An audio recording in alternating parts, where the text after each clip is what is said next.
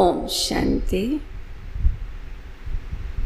1 तारीख सतगुरुवार की मुरली है आज बाबा की। आज की मुरली में बाबा ने हम बच्चों को अच्छा व्यापारी बनो। जैसे व्यापारी अपना पोता मेल रखते हैं, घाटा कितना हुआ नफ़ा कितना हुआ, ऐसे हमें भी अपना हिसाब किताब रखना है। आज सारा दिन में कितना बाबा को याद किया, क्या कर्म किए ऐसे जिससे किसी को दुख तो नहीं पहुंचा। इस आध्यात्मिक पुरुषार्थ का हिसाब किताब रखकर एक अच्छा व्यापारी बनने के लिए बाबा आज कह रहे हैं। और दिव्य गुणों की धारणा करो। किसी पर गुस्सा नहीं करना है, किसी को दुख नहीं देना है। तो ये दिव्य गुणों की धारणा के ऊपर बाबा आज हम बच्चों को समझा रहे हैं। तो आज की मुरली का सार है, मीठे बच्चे देवता बनना है, इसलिए माया के अवगुणों का त्याग करो। माया के अवगुण कौन से हैं? गुस्सा करना, मारना, तंग करना, बुरा काम करना, चोरी चकारी करना, ये सब महापाप है। किसी को तंग भी नहीं करना है, किसी को मारना भी नहीं है, गुस्सा भी नहीं करना है। ये सब अवगुण हैं। हमें देवता बनना है, दिव्य गुणों से संपन्न बनना है। तो विशेष हमें इन बातों पर ध्यान रखना है। प्रश्न है, इस ज्ञान में कौन से बच्चे तीखे जा सकते हैं? घाटा किन्हें पड़ता है? कौन से बच्चे तीखे जा सकते हैं? जिन्हें अपना पोता मेल रखना आता है, वो इस ज्ञान में बहुत तीखे जा सकते हैं, क्योंकि वो अपने कर्मों का हिसाब किताब लेखा जोखा रखते। इससे उनका अपने कर्मों के ऊपर पूरा अटेंशन रहता है। घाटा उनको पड़ता जो देही अभिमानी नहीं रहते। बाबा कहते हैं, व्यापारी लोगों को पोता मेल निकालने की आदत होती है, वो यहाँ भी तीखे जा सकते हैं। जो ज्ञान में चलने वाले व्यापारी बच्चे, वो इस ज्ञान में भी तीखे जा सकते हैं, क्योंकि वो अपना कर्मों का लेखा जोखा भी रखेंगे। आदत होती है उनकी लेखा जोखा रखने की। गीत है आज की मुरली में, मुखड़ा देख ले प्राणी जरा दर्पण में। पाप कितने हैं, पुण्य कितने हैं, इसी पर बाबा आज हम बच्चों को समझा रहे हैं कि कोई भी पाप नहीं करो। ओम शांति। रूहानी पाठधारी बच्चों प्रति बाप समझाते हैं, क्योंकि रूह ही पाठ बजा रही है। कर्म तो आत्मा करती न, रूह ही पाठ बजाती है। बेहद नाटक में है तो मनुष्यों का ना, बच्चे इस समय पुरुषार्थ कर रहे हैं। भल वेद शास्त्र पढ़ते हैं, शिव की पूजा करते हैं, परंतु बाप कहते हैं इनसे कोई मेरे को प्राप्त नहीं कर सकते हैं, क्योंकि भक्ति है ही उतरती कला। ज्ञान से सद्गति होती है तो जरूर कोई से उतरते भी होंगे। ऊपर चढ़ने का रास्ता है तो नीचे उतरने का भी रास्ता है। तो जरूर नीचे कैसे उतरे? ज्ञान से सद्गति होती है और भक्ति से है उतरती कला। वापस से भक्ति करते आए लेकिन नीचे उतरते गए। ये खेल है जिसको कोई भी जानते नहीं है। शिवलिंग को जब पूजते हैं तो उनको ब्रह्म नहीं कहेंगे, तब कौन है जिसको पूजते? उनको ही ईश्वर समझ पूजा करते। तुम जब पहले पहले भक्ति शुरू करते हो तो शिवलिंग हीरे का बनाते। बाबा ने क्या कहा? तुम भक्ति शुरू कर दे। कौन भक्ति शुरू करेंगे? जो सच्चुग त्रेता वाली आत्मा है, वही द्वापर में सबसे पहले हम ही भक्ति शुरू करते हैं। तो पहले पहले शिवलिंग की, शिव की पूजा करते तो शिवलिंग हीरे का बनाते हैं। अभी तो गरीब बन गए हैं तो पत्थर का बनाते। हीरे का लिंग उस समय 4-5 हज़ार का होगा, इस समय तो उनका दाम 5-7 लाख। ऐसे हीरे मिलना भी मुश्किल है आजकल तो। अभी तो हीरे कितने महंगे हैं। पत्थर बुद्धि बन गए तो पूजा भी पत्थर की करते हैं, ज्ञान भी कर। जब ज्ञान है तो तुम पूजा नहीं करते हो, चैतन्य सन्मुख में है, उनको तुम याद करते हो, है ना। पहले ज्ञान नहीं था, अभी तो बाबा हमारे सन्मुख है, हमारे सामने आया हुआ है तो हम उनको याद करते हैं। जानते हो याद से ही विकर्म विनाश होंगे। गीत में भी कहते हैं, हे बच्चों प्राणी कहा जाता है आत्मा को। कौन सा गीत सुना? मुखड़ा देख ले प्राणी जरा दर्पण में। प्राणी मना आत्मा। तो बच्चों को बाबा कहते, बच्चे देखो अपने को, प्राण निकल गया फिर जैसे मुर्दा है ना। प्राण मना आत्मा, आत्मा निकल जाती, कहते प्राण निकल गए तो मुर्दा हो गया शरीर। तो आत्मा निकल जाती है। आत्मा है अविनाशी। आत्मा जब शरीर में प्रवेश करती है तब चैतन्य है। बाप कहते हैं, हे आत्माएं अपने अंदर जांच करो कहाँ तक दैवी गुणों की धारणा हुई है। देख ले प्राणी जरा दर्पण में, पाप कितने पुण्य कितने हैं। कोई विकार तो नहीं है, अपने को देखो। चोरी चकारी आदि का कोई आसुरी गुण तो नहीं है ना। आसुरी कर्तव्य करने से फिर गिर पड़ेंगे, इतना दर्जा पा नहीं सकेंगे। अगर बाबा के बच्चे बन करके भी कुछ ना कुछ ऐसे अवगुण हमारे अंदर रहे तो ठीक है, सतयुग में तो चले जाएंगे पर ऊंचा मर्तबा तो मिलेगा नहीं। खराब आदत को जरूर मिटाना है। देवता कभी कोई पर गुस्सा नहीं करते। हम देवता बनने वाले हैं ना, लक्ष्य बाबा ने यही दिया, तो किसी पर हमें गुस्सा नहीं करना। देवताएं कभी क्रोध नहीं करते। यहाँ असुरों द्वारा कितनी मार खाते हैं, क्योंकि तुम दैवी संप्रदाय बनते हो तो माया दुश्मन बन पड़ती है। माया के अवगुण काम करते हैं, मारना। अब माया के अवगुण क्या है? मारना, किसी को तंग करना, बुरा काम करना, ये सब पाप है। तुम बच्चों को तो बहुत शुद्ध रहना चाहिए। चोरी चकारी आदि करना तो महान पाप है। बाप से तुम प्रतिज्ञा करते हो, बाबा मेरा तो आप, दूसरा ना कोई। हम आपको ही याद करेंगे। भक्ति मार्ग में भलगाते हैं, परंतु उनको पता नहीं है कि याद से क्या होता है। वो तो बाप को जानते ही नहीं हैं। एक तरफ कह देते हैं नाम रूप से न्यारा है, दूसरी तरफ लिंग की पूजा करते हैं। तो फिर लिंग बनाया तो नाम रूप से न्यारा कैसे हुआ? तुमको अच्छी रीति समझ करके फिर समझाना है। बाप कहते हैं, ये भी जज करो कि महान आत्मा किसको कहा जाए। श्री कृष्ण तो छोटा बच्चा स्वर्ग का प्रिंस है, वो महात्मा है, या आजकल के कलयुगी मनुष्य है महात्मा? जज करो। वो विकार से पैदा नहीं होता है ना। कौन? श्री कृष्ण। वो तो योग बल से होते। श्री कृष्ण जो छोटा बच्चा है, विकार से पैदा नहीं होते, वो है निर्विकारी दुनिया और ये है विकारी दुनिया। निर्विकारी को बहुत टाइटल दे सकते, विकारी को क्या टाइटल देंगे? श्रेष्ठाचारी तो एक बाप ही बनाते हैं, वो है सबसे ऊंचे ते ऊंचा और सब मनुष्य पाठधारी हैं। तो पाठ में जरूर आना पड़े, सभी आत्माओं को आना है। सतयुग है श्रेष्ठ मनुष्य आत्माओं की दुनिया, जानवर आदि सब श्रेष्ठ हैं, है ना। सतयुग में भी पशु पक्षी जानवर आदि सब श्रेष्ठ होंगे। वहाँ माया रावण ही नहीं।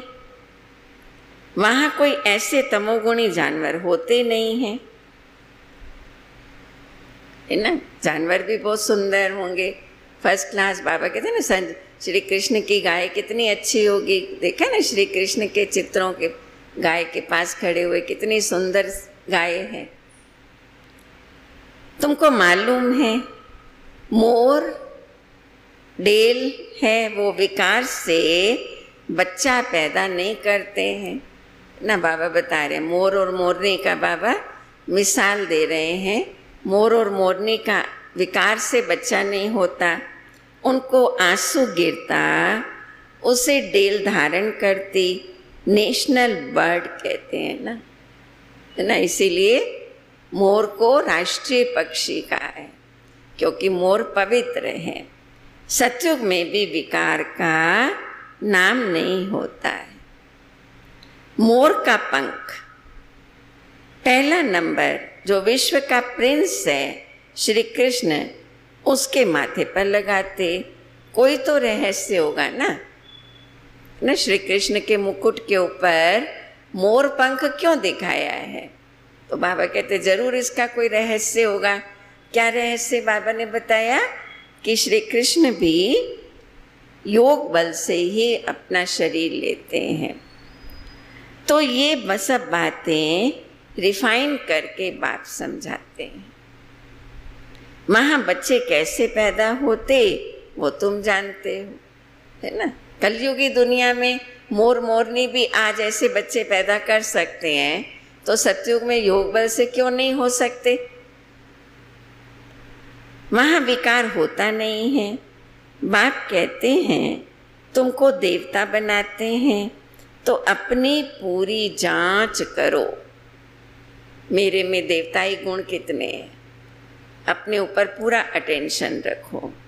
मेहनत बगैर विश्व का मालिक थोड़ी बन सकेंगे। ठीक है, थोड़ी मेहनत तो करनी पड़ेगी ना। और तो देखो तपस्या आदि करते हैं साधु संत महात्मा, कितना शरीर को कष्ट देते हैं।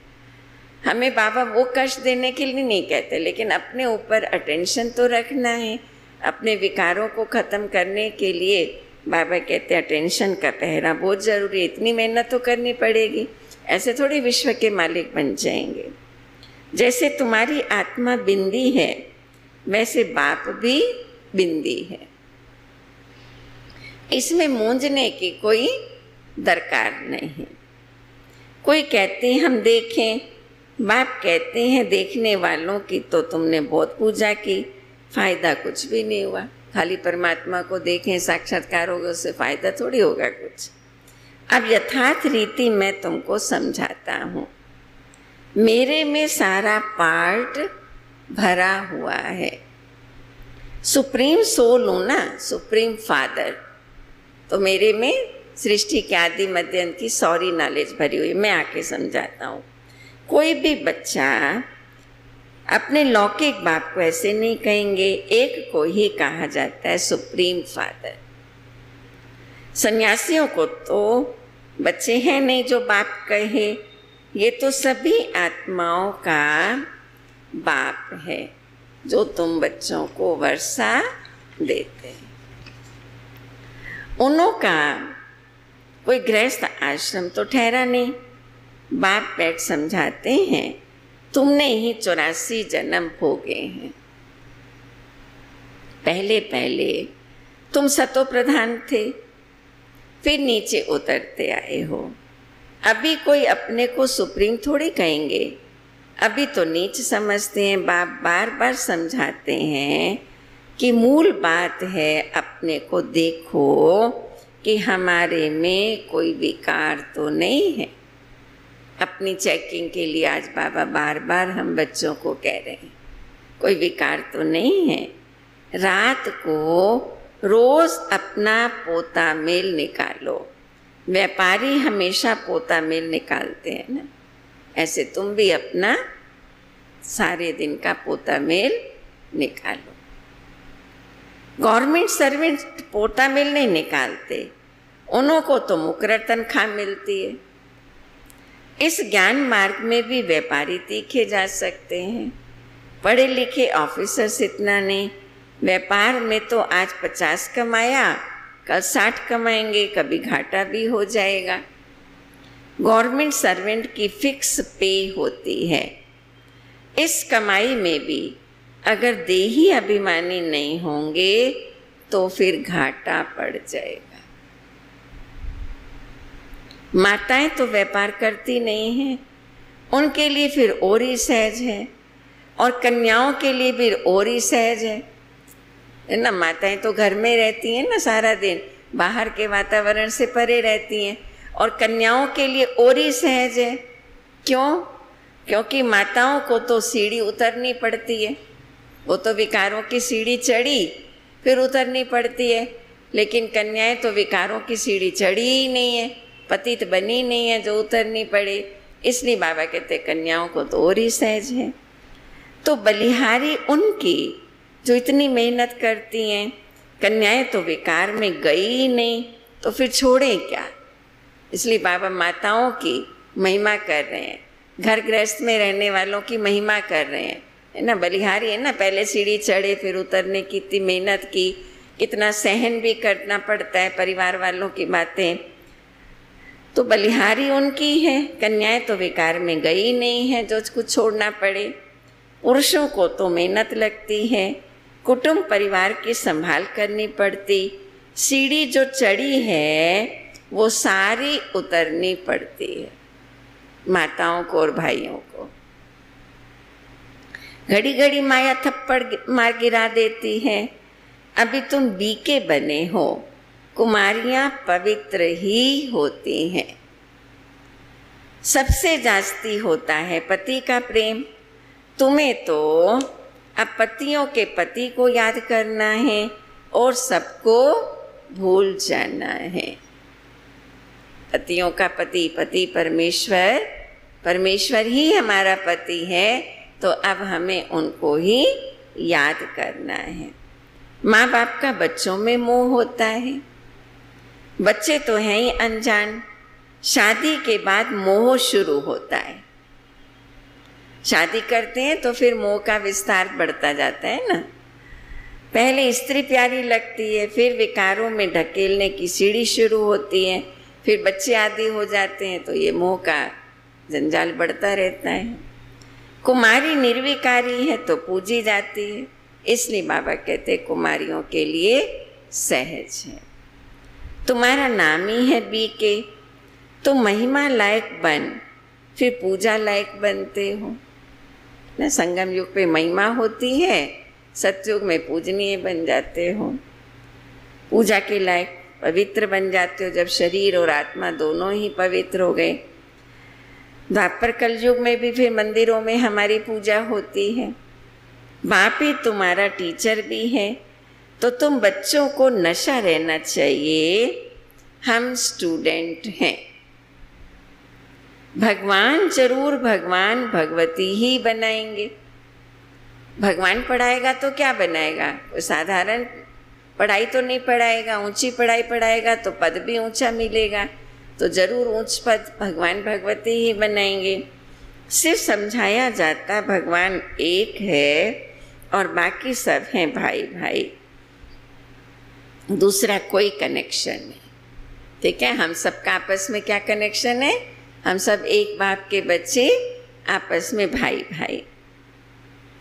प्रजापिता ब्रह्मा से रचना होती है, फिर वृद्धि होती है। आत्माओं की वृद्धि नहीं कहेंगे, वृद्धि मनुष्यों की होती है। आत्माओं का तो लिमिट नंबर है, बहुत आते रहते हैं। जब तक वहाँ हैं आते रहेंगे, झाड़ बढ़ता रहेगा। कहाँ से आते रहेंगे? परम धाम में अभी भी आत्माएं हैं ना, वो आती रहती हैं, तो यहाँ मनुष्य सृष्टि का झाड़ बढ़ता रहता है, रहेगा। ऐसे नहीं सूख जाएगा। इनकी भेंट बनियान ट्री से की जाती है। बाबा बड़ के झाड़ से मिसाल देते हैं ना। फाउंडेशन है नहीं, बाकी सारा झाड़ खड़ा है। तुम्हारा भी ऐसे ही है, फाउंडेशन है नहीं, कुछ ना कुछ निशानी है, अभी तक भी मंदिर आदि बनाते रहते। जैसे बनियान ट्री में फाउंडेशन का पता नहीं लगता, ऐसे मनुष्य सृष्टि रूपी वृक्ष में जो मुख्य हमारा धर्म है, सनातन देवी देवता धर्म, वो लोप हो गया। कुछ ना कुछ निशानियां बनी हैं, मंदिर आदि बने हुए हैं। मनुष्यों को थोड़ी पता है कि देवताओं का राज्य कब था, फिर कहाँ गया। ये नॉलेज तुम ब्राह्मणों को ही है, मनुष्यों को ये मालूम नहीं है कि परमात्मा का स्वरूप बिंदी है। क्यों? क्योंकि गीता में क्या लिख दिया, शास्त्रों में क्या लिखा, अखंड ज्योति स्वरूप है, हजारों सूर्यों से तेजोमय। ऐसी ऐसी बातें पढ़ी है ना। आगे बहुतों को साक्षात्कार होता था भावना अनुसार, बहुत लाल लाल हो जाते थे, बस हम सहन नहीं कर सकते, है ना। शुरू शुरू में ऐसे साक्षात्कार बहुतों ने किए हैं, क्योंकि पढ़ा हुआ है ना कि हजारों सूर्यों से तेजोमय है, तो ऐसा साक्षात्कार उनको कराते थे। कहते ना, जाकी जैसी रही भावना, प्रभु मूरत देखी तिन तैसी। तो वो साक्षात्कार आदि बाबा कराते थे भावना अनुसार। कहते थे बस हम सहन नहीं कर सकते, वो तो साक्षात्कार था। बाप कहते साक्षात्कार से कोई का कल्याण नहीं होता है। अच्छा, परमात्मा का साक्षात्कार कर लिया, दे लक्ष्मी नारायण का कर लिया, स्वर्ग का कर लिया, तो स्वर्ग में चले थोड़ी जाएंगे, लक्ष्मी नारायण बन थोड़ी जाएंगे। उसके लिए तो पढ़ाई करनी पड़ेगी, मेहनत करनी पड़ेगी। इसलिए बाबा कहते केवल साक्षात्कार से कोई फायदा नहीं है। यहाँ तो मुख्य है याद की यात्रा। जैसे पारा खिसक जाता है ना, याद भी घड़ी घड़ी खिसक जाती है। कितना चाहते हैं बाप को याद करें, फिर और ख्यालात आ जाते हैं, है ना। भले आधा घंटा बाबा के कमरे में बैठेंगे, सुबह बैठेंगे, शाम को बैठेंगे, घर में योग करेंगे, तो आधा घंटा याद थोड़ी रहती है। आधे घंटे में भी कहाँ मन इधर उधर चला जाता है। इसलिए बाबा कहते पारे मिसल खसक जाती है याद। इसमें तुम्हारी रेस है, ऐसे नहीं कि फट से पाप मिट जाएंगे, समय लगता है। कर्मातीत अवस्था हो जाए फिर तो शरीर ही न रहे, परंतु अभी कोई कर्मातीत अवस्था को नहीं पा सकते हैं, क्योंकि अभी पूरी राजधानी की स्थापना नहीं हुई है। फिर उनको सतयुगी शरीर चाहिए। तब तुम बच्चों को बाप को याद करना है और अपने को देखते रहो, हमसे कोई बुरा काम तो नहीं होता है। पोता मेल जरूर रखना है। ऐसे व्यापारी झट शाहूकार बन सकते हैं, जो अपने कर्मों का हिसाब किताब का पोता मेल रखेंगे, अपने पर अटेंशन रखेंगे। ऐसे बच्चे बहुत जल्दी शाहूकार बन जाएंगे, ऊंच पद मिलेगा सतयुग में उनको। बाप के पास जो नॉलेज है वो दे रहे हैं। बाप कहते हैं मेरी आत्मा में ज्ञान नूंदा हुआ है, हूबहू तुमको वही बोलेंगे जो कल पहले ज्ञान दिया था। बच्चों को ही समझाएंगे, और क्या जाने। तुम इस सृष्टि चक्र को जानते हो, इसमें सब एक्टर्स का पार्ट नूंदा हुआ है, बदल सदल नहीं हो सकती। जिसको जो पार्ट मिला हुआ है, हर 5000 साल के बाद उसको वही अपना पार्ट बजाना है। पार्ट बदली नहीं हो सकता, ना कोई छुटकारा पा सकता है कि हमेशा के लिए हम इस ड्रामा के चक्कर से छूट जाएं, ऐसा नहीं हो सकता। हाँ, बाकी समय मुक्ति मिलती, मुक्ति मिल जाएगी, लेकिन मोक्ष नहीं मिलेगा। बिल्कुल चक्कर में ना आए, ऐसा नहीं हो सकता। बाबा कहते मेरे को भी आना पड़ता है। हाँ, मुक्ति जरूर मिल जाती है। ज़्यादा समय कोई बैठना चाहे तो 4500 साल परम धाम में बैठे। तुम तो ऑलराउंडर हो, हम सत्सुग से लेके पाठ बजाते, 84 जन्म लेते हो। बाकी सब अपने घर में होंगे, फिर पिछाड़ी में आएंगे। अभी भी परम धाम में है ना, आत्माएं बैठी हैं। कितना समय परम धाम में बैठी हैं, सत्सुग से लेके अभी तक वही है, कलयुग अंत तक भी, एकदम एंड में आएंगे। तुम तो ड्रामा अनुसार पढ़ते हो, जानते हो बाबा ने 5000 वर्ष पहले ऐसे राजयोग सिखाया था, फिर औरों को समझाते हो कि शिव बाबा ऐसे कहते हैं। अभी तुम जानते हो हम कितने ऊंच थे और अब कितने नीच बने। कितने ऊंच थे देवी देवता, फिर बाप ऊंच बनाते। तो ऐसे पुरुषार्थ करना चाहिए ना। यहाँ तुम आते हो रिफ्रेश होने। मधुबन क्यों जाते हैं? रिफ्रेश होने। इसका नाम ही पड़ा है मधुबन। तुम्हारे कलकत्ता व बॉम्बे में थोड़ी मुरली चलाते हैं बाबा के सामने। कुछ कलकत्ता बॉम्बे के भाई बहन भी बैठे थे साकार बाबा के सामने, तो बाबा मुरली कहाँ चलाते हैं? मधुबन में ही मुरली बाजे। मधुबन में ही मुरली बाजे। मुरली सुनने के लिए बाप के पास आना होगा, रिफ्रेश होने के लिए। नई नई पॉइंट्स निकलती रहती हैं। सन्मुख सुनने में तो फील करते हो ना, बहुत फर्क रहता है ना।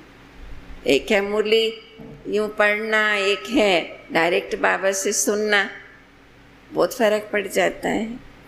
आगे चलकर बहुत पाठ देखने हैं। बाबा पहले पहले सब सुना दे तो टेस्ट ही निकल जाए, है ना। सारा इकट्ठा तो नहीं सुनाएंगे ना बाबा।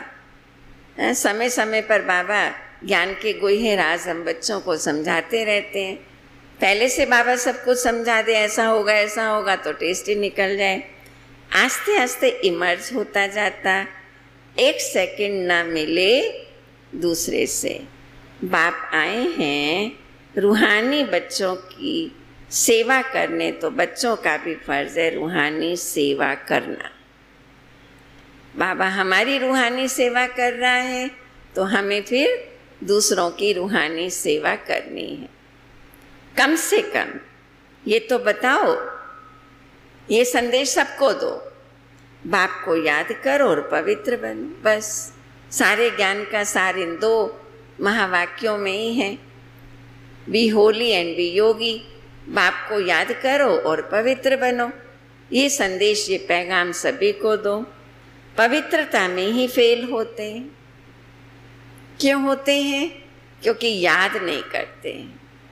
तुम बच्चों को बहुत खुशी होनी चाहिए, हम बेहद के बाप के सन्मुख बैठे हैं। किसकी मुरली सुन रहे हैं? कौन सुना रहा है? निमित्त बहने हैं, लेकिन मुरली तो बाबा की सुन रहे हैं ना।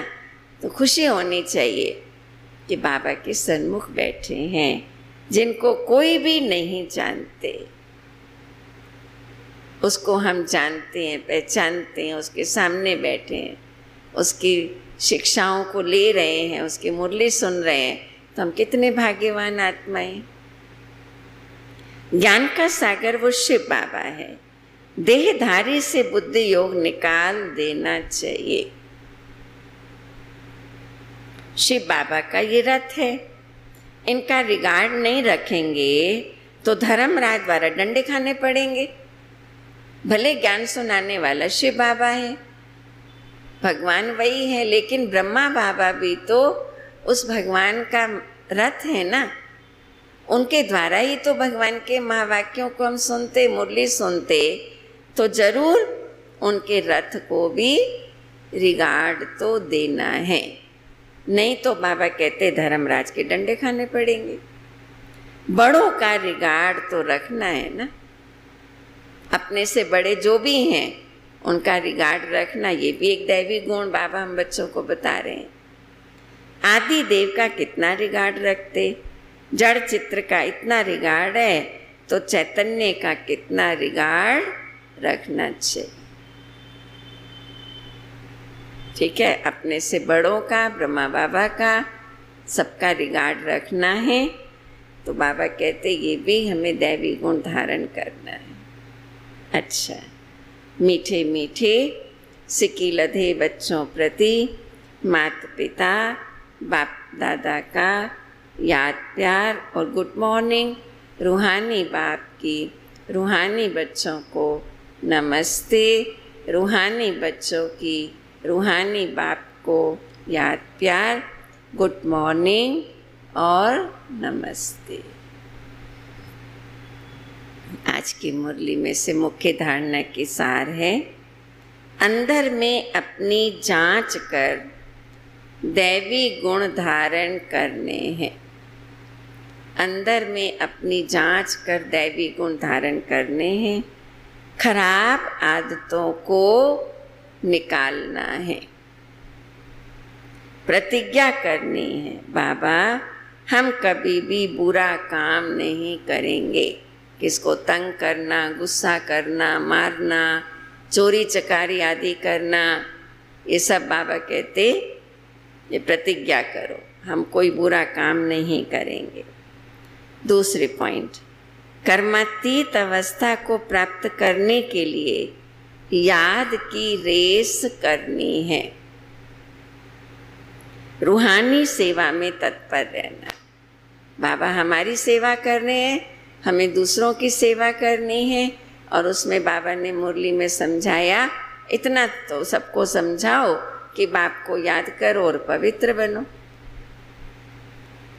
बड़ों का रिगार्ड रखना है।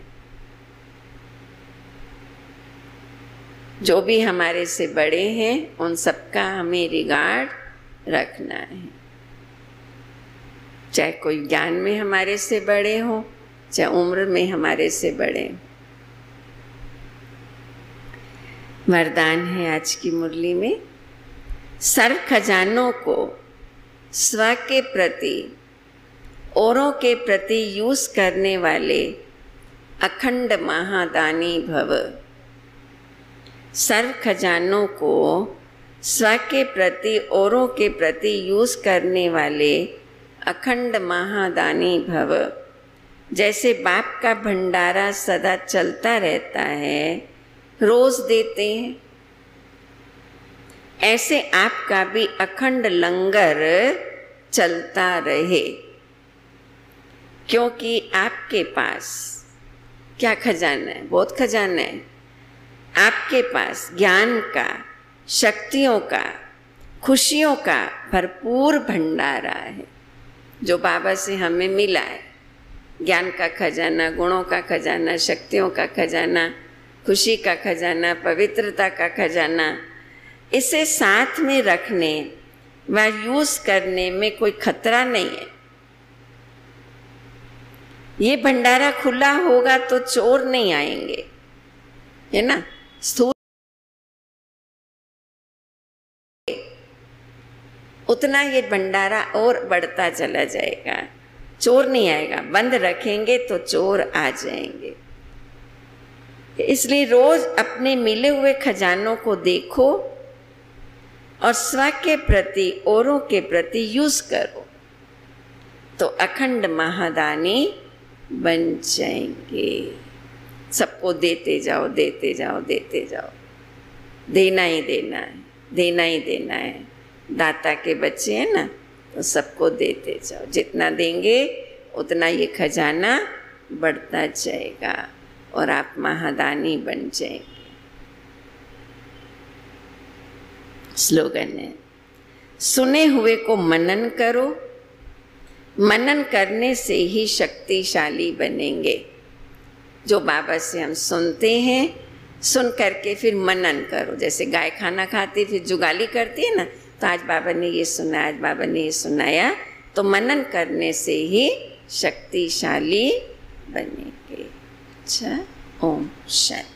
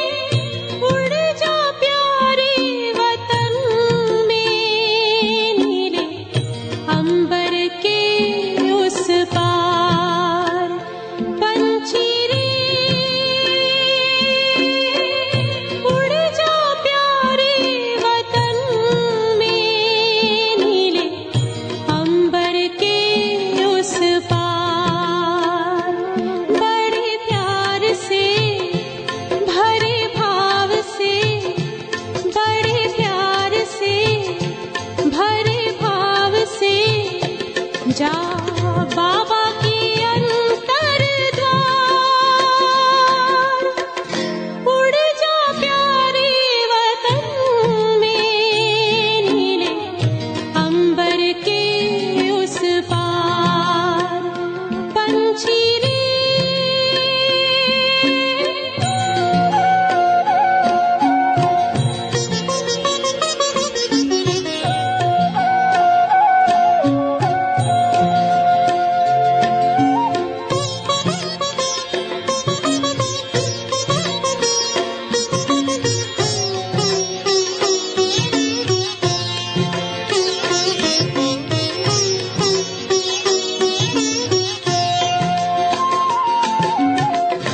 पंचेंद्रिय का छोड़ दे बंधन, तन मन से तू हो जा समर्पण।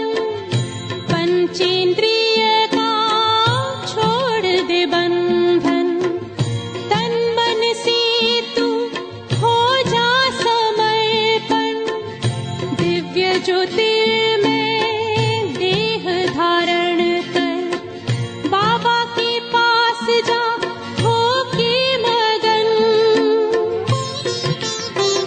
प्रेम की डोर में मोती पिरो के, प्रेम की डोर में मोती पिरो के। कर ले सच्चा श्रृंगार,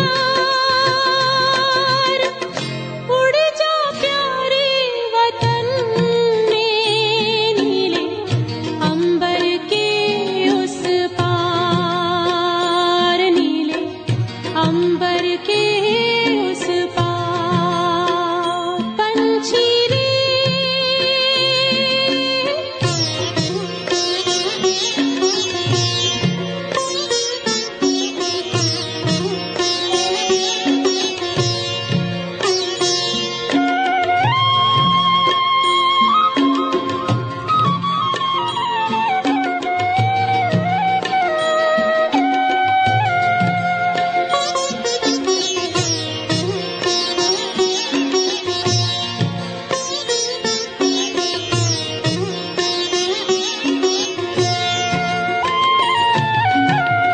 बन के फरिश्ता बाबा से मिलना, देना संदेश हमारा। बन के फरिश्ता बाबा से मिलना, देना संदेश हमारा। याद प्यार हम सबका देना, लावतन का नजारा। सच्ची लगन से बन जा बाबा के, सच्ची लगन से बन जा बाबा के। तू गले को हार, उड़ जा प्यारे वतन में, नीले अंबर के उस पार, हो नीले अंबर के उस पार। पंछी रे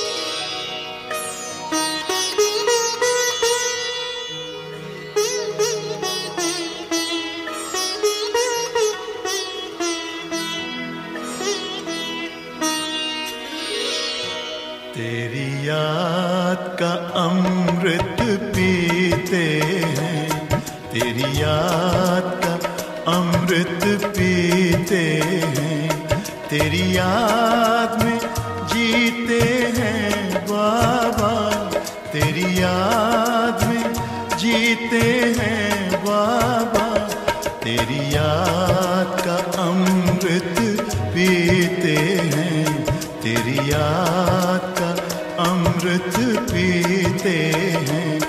रहे याद सदा ही साथ तेरी, रहे याद सदा ही साथ तेरी, बस और न हम कुछ चाहेंगे, बस और न हम कुछ चाहेंगे, तेरी याद का अमृत पीते हैं, तेरी याद का अमृत पीते हैं।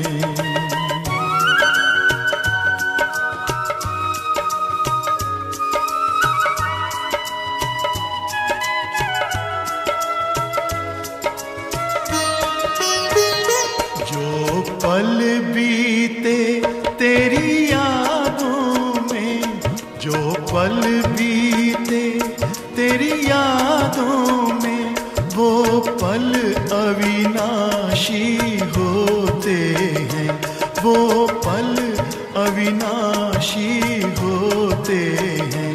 हर पल को सफल बना देंगे, हर पल को सफल बना देंगे, तेरी याद कभी ना छोड़ेंगे, तेरी याद कभी ना छोड़ेंगे, तेरी याद का अमृत पीते हैं, तेरी याद का अमृत पीते हैं।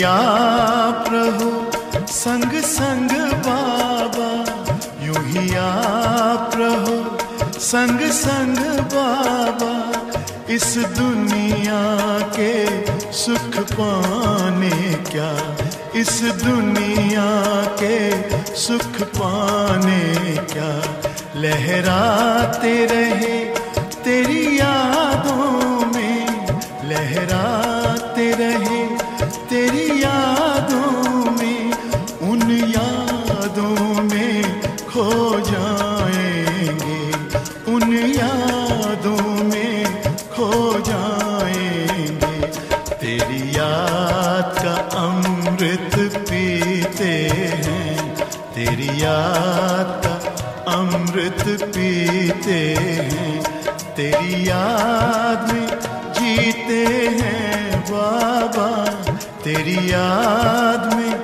जीते हैं बाबा, तेरी याद का अमृत पीते हैं, तेरी याद का अमृत पीते हैं।